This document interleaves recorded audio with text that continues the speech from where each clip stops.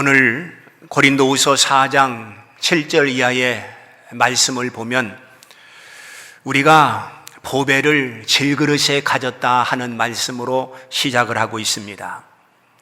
그러면 질그릇은 무엇을 말하는가? 질그릇은 우리의 몸을 의미합니다. 하나님께서 인간을 창조할 때 진주나 다이아몬드로 인간을 창조한 것이 아니라 흙으로 사람을 창조했습니다. 그래서 사람은 너나 할 것 없이 흙덩이에 불과합니다. 사람의 목숨이 끊어지면 흙으로 돌아가야 하는 것입니다. 그래서 인간을 질그릇 인생이라고 부르고 있습니다. 이 질그릇은 우리가 잘 아는 대로 투박합니다. 잘 깨집니다. 백자나 청자처럼 가치가 있는 것도 아닙니다. 바로 질그릇 같던 우리 인생들은 잘 깨지고 또 늙고 그리고 병들고 언젠가는 죽는다 하는 것을 보여주고 있는 것입니다. 두 번째는 질그릇에 무엇이 들어있는가 하는 것입니다. 사실 그릇보다는 그릇 안에 무엇이 들어있느냐 하는 것이 훨씬 더 중요합니다. 같은 그릇이라도 담기에 따라서 이름을 달리하는 것을 보게 됩니다. 만약에 그릇에 쌀이 담겨 있으면 쌀그릇이고 물이 담겨 있으면 물그릇이 되는 것입니다. 가방에 돈이 들어있으면 돈가방이고 책이 들어있으면 책가방이 되는 것입니다. 질그릇 같은 우리 몸, 거기에 무엇이 들어있느냐 하는 것이 대단히 중요한 것입니다.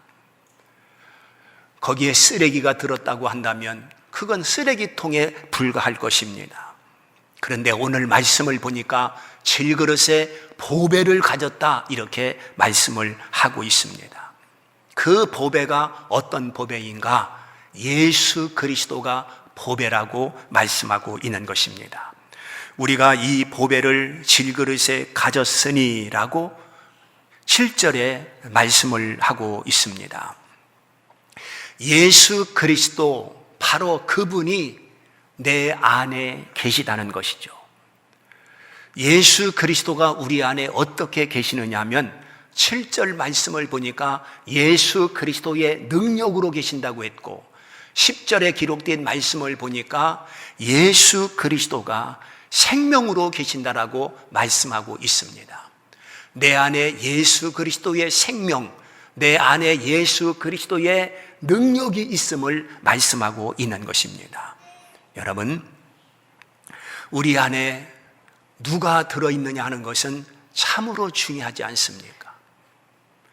만약에 무신론자 니체가 그 안에 들어있어 그 사람의 사상을 주장한다고 한다면 그 사람은 하나님은 죽었다, 하나님은 없다, 이렇게 하나님에 대해서 부정하는 자가 될 것입니다.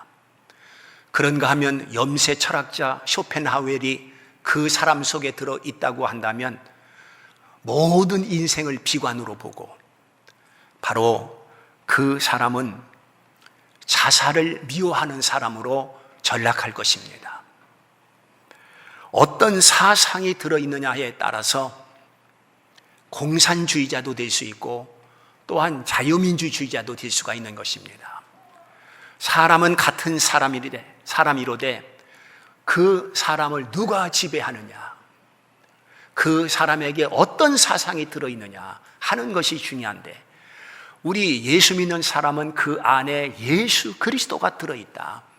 예수 그리스도의 생명과 예수 그리스도의 능력이 들어있다고 하는 것을 말씀하고 있는 것입니다. 그러면 세 번째 질그릇에 보배를 주신 목적이 무엇인가 하는 것을 본문에서 말씀하고 있습니다. 7절에 보게 되면 심히 큰 능력이 하나님께 있고 우리에게 있지 아니함을 알게 하려 함이라 그랬습니다. 질그릇 같은 인생은 아무것도 할 수 없다는 것입니다. 할 수 있다면 하나님의 능력이고 하나님이 하게 해주셔야 할 수가 있는 것입니다. 그런데 예수 그리스도가 우리 안에 있는 사람은 우리는 무능하고 우리는 아무것도 할 수 없고 오직 하나님이 하실 때 하실 수 있다고 하는 것을 깨닫고 느끼고 알고 있지만 예수 그리스도가 내 안에 없는 사람은 자기 힘으로 사는 줄 아는 거예요. 자기 능력으로 사는 줄 압니다. 자기가 잘해서 잘 사는 줄 압니다. 그런 차이가 있는 것입니다. 그러면 오늘 말씀 가운데서 예수 그리스도의 능력이 어떠한가를 구체적으로 밝혀놓고 있는데, 그 내용을 보니까 예수 그리스도를 가진 사람은 첫째, 사방으로 우겨싸임을 당하여도 쌓이지 아니하고, 둘째, 답답한 일을 당하여도 낙심하지 아니하며, 셋째, 박해를 받아도 버림받지 아니하고, 넷째, 거꾸로 트림을 당하여도 망하지 않는다. 이리 말씀을 하고 있습니다. 예수 그리스도의 능력과 예수 그리스도의 생명을 가진 사람은 이 세상에서 살아갈 때에 이렇게 엄청난 도전이 있다 할지라도 패하지 아니하고 결국은 승리한다고 하는 것을 말씀하고 있는 것입니다. 바로 이 말씀이 성도의 믿음의 모습임을 우리에게 보여주고 있는 것입니다. 우리가 사방으로 우겨싸임을 당할 수 있습니다. 답답한 일을 당할 수 있습니다. 그렇다 손치더라도 예수 그리스도가 그 중심에 있는 사람은 절대로 낙심하지 않을 것을 말씀하고 있는 것입니다. 여러분, 우겨싸임을 당하고 답답한 일을 당할 때에 왜 걱정 안 하겠습니까? 앞날에 대해서 왜 두렵지 않겠습니까? 근심하는 것 당연할 것입니다. 그러나 예수 그리스도가 내 안에 있기 때문에 절대로 낙심하지 아니하고 오히려 하나님께 소망을 두고 그 나라와 그 일을 바라보며 믿음으로 살아가는 것입니다. 우리가 핍박을 당하고 때로는 미움을 당하고 때로는 세상으로부터 외면을 당할 수가 있을 것입니다. 그래도 하나님은 우리를 절대로 버리지 않습니다. 세상이 나를 버린다 할지라도 하나님은 버리지 않고, 세상은 우리를 핍박한다 할지라도 하나님은 우리를 위로해 주시는 것입니다. 살다 보면 거꾸로 트림을 당할 때도 있을 것입니다. 그때 우리는 비탄에 빠지고 낭망에 빠지는 것이 아니라 믿는 자에게는 절대로 절망이 없음을 알고 우리는 더욱더 하나님의 약속을 향한 전진의 기회로 삼고 하나님의 목적을 성취하기 위한 그런 전진의 기회로 삼고 우리는 하나님을 의심하지 아니하고 하나님을 끝까지 신뢰하고 하나님을 바라고 믿음으로 사는 자들이 바로 예수 그리스도가 질그릇 안에 있는 자들인 것입니다. 사랑하는 성도 여러분, 아무리 어려운 상황이 여러분들에게 고통스럽게 한다 할지라도 우리는 세상에서 체념하고 포기하고 주저앉아 낙심하는 자들이 아니라 하나님께서 우리를 향한 분명한 뜻이 있는 줄 알고 하나님께서 인도하는 대로 감사하며 따라갈 수 있는 믿음의 사람들이 되어야 될 줄 믿습니다.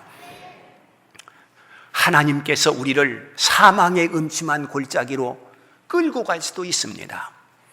그러나 아무리 사망의 음침한 골짜기라 할지라도 하나님이 계시기 때문에 해를 두려워하지 않는다라고 말씀하고 있습니다.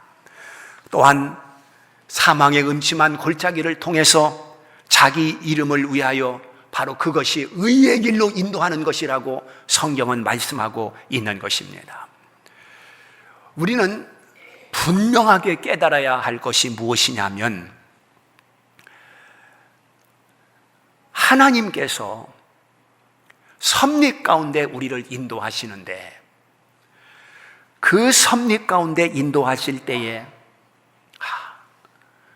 때로는 교통사고, 때로는 암이라고 하는 질병, 때로는 한 달, 두 달 병원 생활을 해야 되는 그런 어려움 속에 있을 때도 있습니다.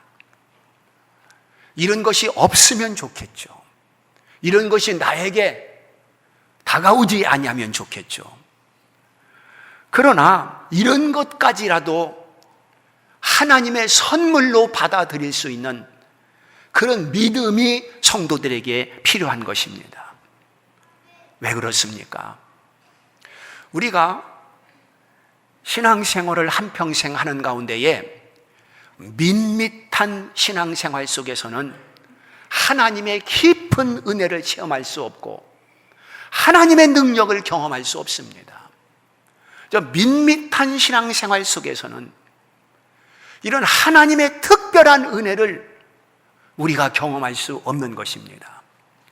그러나 함정에도 빠져보고 사망의 음침한 골짜기도 걸어보고 때로는 깊은 수렁에도 빠져보고 이러한 함정을 통해서 바로 그 자리에서 하나님의 은혜를 절절히 깨달을 수 있고 하나님의 능력을 체험할 수 있는 계기가 되는 것입니다. 그래서 하나님께서는 하나님을 경험시키기 위해서 하나님의 능력이 이렇다고 하는 것을 우리에게 보여주시기 위해서 성도들에게 시련이 있다고 하는 것을 말씀하고 있는 것입니다. 때로는 우리의 힘으로 감당할 수 없습니다. 우리의 힘으로 헤어나오기가 어렵습니다. 이럴 때 성도들은 절망하는 것이 아니라 더 하나님을 바라고 하나님 말씀을 붙들고 하나님은 반드시 살아계셔서 나와 함께 한다는 믿음의 확신을 가지고 성도들의 중심에서 흔들리지 아니할 때 거기서 살아계신 하나님을 경험할 수 있는 것이고 거기서 하나님이 나를 이렇게 사랑한다고 하는 것을 깊이 깨달을 수가 있는 것입니다. 사랑하는 성도 여러분, 오늘 우리가 분명히 알 수 있는 것은 하나님을 사랑하는 자 곧 그 뜻대로 부르심을 입은 자들에게는 모든 것이 합력하여 선을 이룬다는 이 말씀뿐입니다.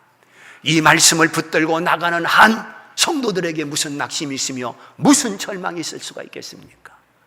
모든 것이 합력하여 선을 이룬다고 한다면 감옥을 합력하여 선을 이루시고 또한 무인도 섬을 합력하여 선을 이루시는 하나님의 놀라운 계획을 우리는 지금 보고 있는 것입니다. 우리가 살다 보면 내가 계획하고 내가 바라고 내가 설교한 대로 되는 것이 아니라 전혀 엉뚱한 길로 내가 가야 할 때가 있을 줄 압니다.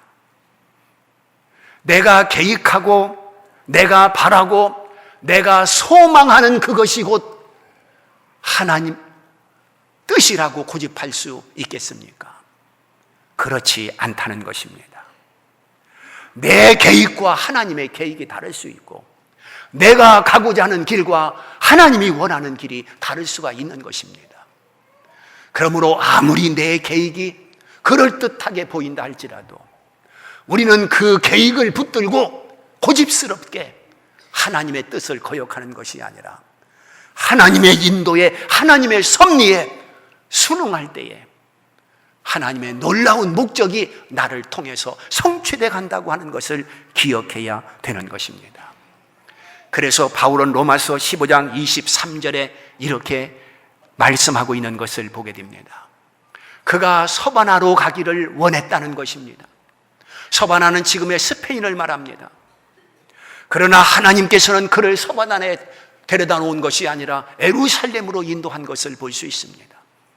그런가 하면 사도행전 16장을 보게 되면 사도 바울은 아시아 지역에서 복음을 증거하기를 그렇게도 원했습니다. 그런데 하나님께서는 사도 바울을 유럽으로 보냈습니다. 마게도냐 사람을 환상 가운데 보여주시면서 나를 도와달라, 나를 도와달라. 그 환상을 보고 난 다음에 그는 아시아를 포기하고 바로 로마로 유럽으로 들어가서 일생 동안 복음을 증거한 사람이지 않습니까? 이렇게 나의 길과 하나님의 길이 다를 수 있다는 것입니다. 그 하나님의 뜻에 내가 맞추어 살 때에 하나님의 놀라운 계획이 나를 통해서 성취되어 가는 것입니다. 그렇습니다. 희망했던 곳으로 내가 그 길을 가는 것이 아니라 전혀 다른 길로 간다 할지라도 우리는 그 길을 원망하는 것이 아니라 더 하나님 앞에 기도하면서 하나님의 뜻을 찾아 살 수 있는 성도들이 되어야 될 줄 믿습니다. 바울이 감옥에 들어가게 됩니다. 감옥을 원하는 사람이 세상에 어디 있습니까? 감옥이 좋다 할 사람이 누가 있겠습니까? 바울은 잘못해서 감옥에 간 것이 아니라 의로운 일을 하다가 감옥에 가게 됩니다. 일단 감옥에 들어간 바울은 감옥도 하나님의 섭리라고 받아들이는 것을 볼 수가 있습니다.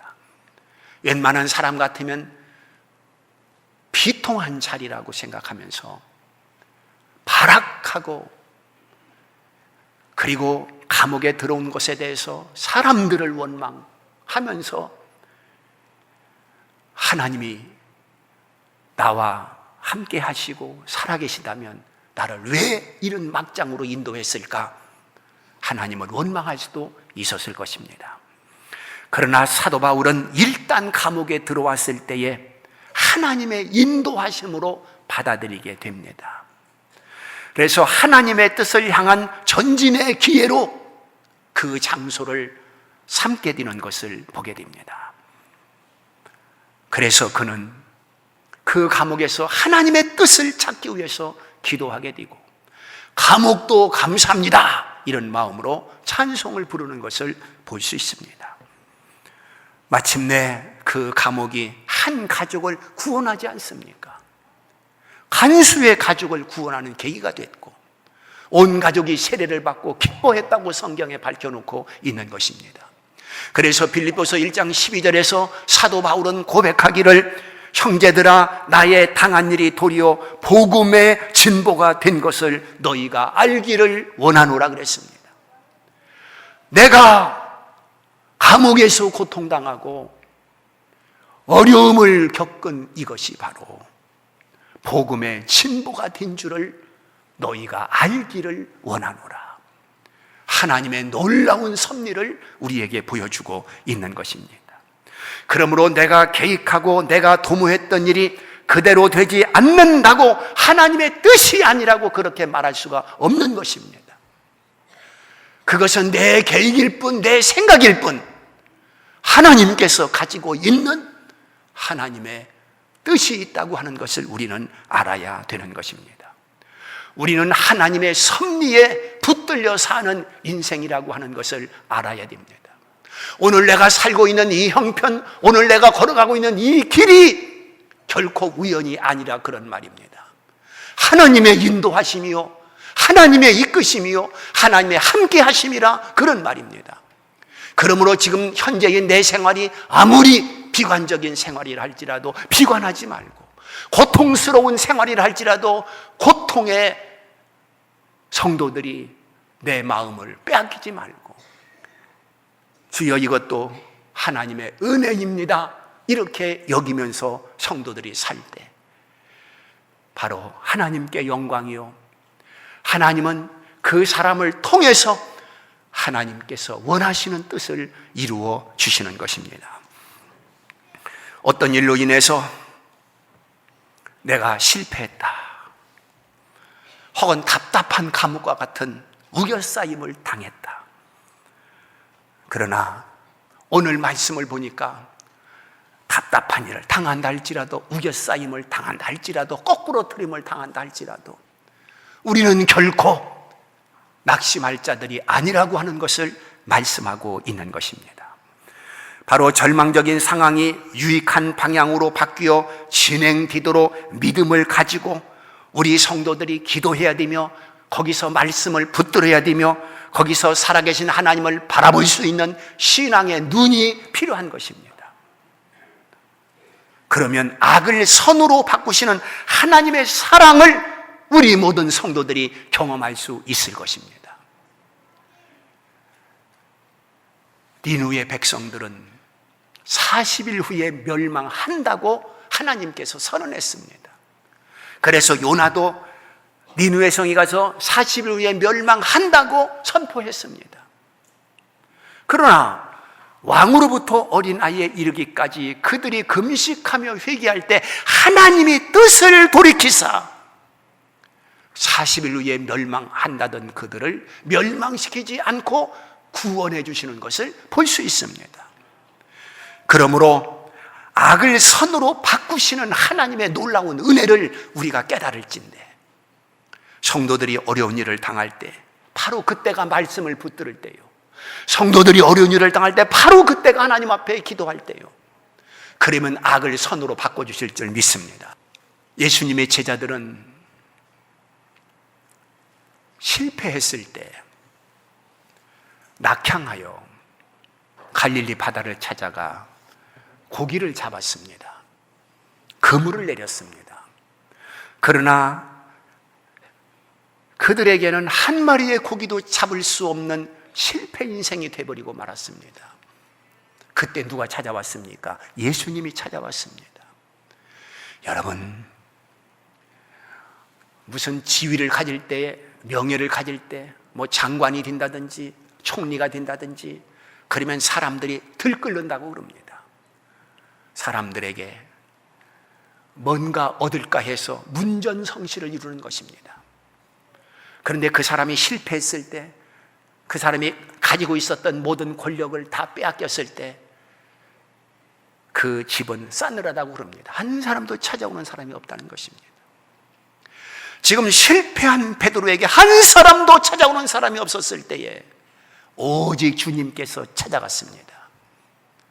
그리고 153마리의 고기를 잡아주시고 조반을 만들어 그들에게 먹여주시고 그들에게 평강을 빌어주시고, 예수 그리스도께서는 그들을 사랑하되 끝까지 사랑한 줄 믿습니다. 그분이 바로 우리의 구주이십니다. 그분이 바로 내 안에 계시는 예수 그리스도이신 것입니다. 오늘 우리는 내가 주님을 배신하는지는 몰라도 절대로 주님은 나를 배신하지 않습니다. 내가 주님을 부정하고 세상 길로 빠진다 할지라도 주님은 결코 내 손을 놓지 않습니다. 끝까지 우리를 책임져 주시는 분이 바로 예수 그리스도이신 것입니다. 이걸 우리는 성도의 견인이라고 말하는 것입니다. 또한 우리가 은혜를 받은 것도 불가항력적인 은혜라고 말을 하는 것입니다. 하나님께서 은혜를 부어주신 거예요. 이런 예수 그리스도를 우리는 의심해서는 안 되는 것입니다. 하나님을 믿는 우리에게는 미래의 희망을 가지고 오늘도 살아야 될 것입니다. 너의 길을 여호와께 맡겨라. 저를 의지하면 저가 이루실 것이다. 너희가 세상에서 환난을 당하나 담대하라. 내가 세상을 이겼노라. 주님은 오늘도 우리에게 이렇게 말씀하고 계시는 것입니다. 우리의 몸은 세상 사람들의 몸과 다르지 않습니다. 똑같이 흙으로 만들어졌습니다. 그러나 우리는 보배이신 예수 그리스도를 담았습니다. 보배이신 예수 그리스도를 담았기 때문에 우리 몸은 보배 그릇이 되는 것입니다. 내 몸은 예수 그리스도 때문에 보배가 된 것입니다. 그러므로 하나님께서 이 보배를 버리지 않습니다. 하나님께서 우리를 천국으로 인도해 주시는 것입니다. 우리는 이 은혜에 감격할 수밖에 없는 것입니다. 사방으로 우겨싸임을 당하여도 쌓이지 아니할 것이며, 답답한 일을 당하여도 낙심하지 아니할 것이며, 박해를 받아도 버림받지 아니할 것이며, 거꾸로 트림을 당해도 망하지 않을 줄 믿습니다.